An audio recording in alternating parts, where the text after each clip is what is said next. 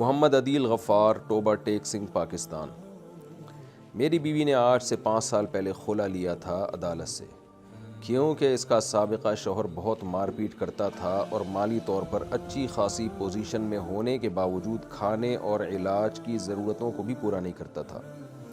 پھر وہ طلاق دینے پر بھی رضامند نہ تھا اور دھکے دے کر اپنی بیوی کو گھر سے بھی نکال دیا تھا۔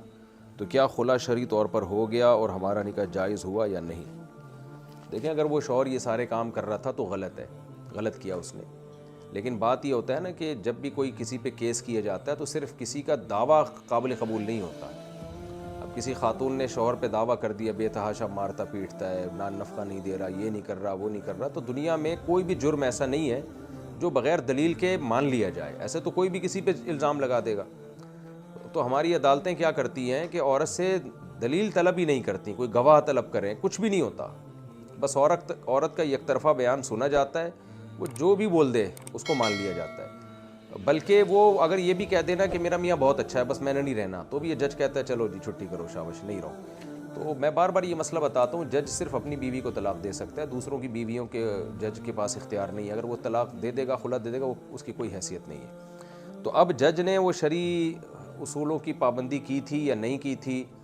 عورت سے گواہ طلب کیے تھے،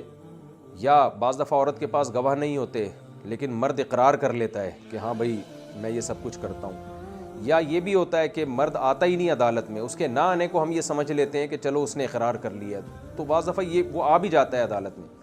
تو اس لیے میں نہیں کہہ سکتا کہ یہ خلا صحیح ہوا کہ نہیں ہوا، بلکہ آپ کو جو خلا کی پوری جو کارروائی ہے، جو جج نے جس پروسیس پہ عمل کیا ہے، وہ پوری کارروائی کسی قریبی دارالفتہ میں بھیج دیں، آپ کسی مدرسے میں جہاں مفتیان کرام ہوں معتبر، تو جب تک وہ خلا کے پورے ڈاکومنٹس نہیں پڑھیں گے، اس وقت تک نہیں اندازہ ہو سکے گا کہ یہ شرعی طور پہ بھی صحیح ہوا تھا کہ نہیں ہوا تھا۔ تو ہمارے پاس بھی بھیج سکتے ہیں آپ، یہاں جامعۃ الرشید بھی بھیج سکتے ہیں،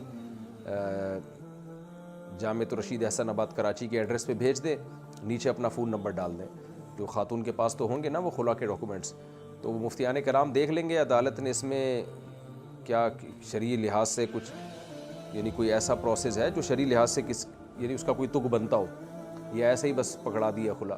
تو وہ اگر وہاں سے آپ کو فتویٰ مل جاتا ہے کہ یہ خلا صحیح ہو گیا، مفتیان کرام بنوری ٹاؤن بھیج سکتے ہیں، دارالعلوم کورنگی بھیج سکتے ہیں، بہت سارے مدارس ہیں، کہیں بھی بھیج سکتے ہیں، یا جامعہ اشرفیہ چلے جائیں لاہور میں تو وہاں بھی بھیج سکتے ہیں آپ، تو فتویٰ لے لیں۔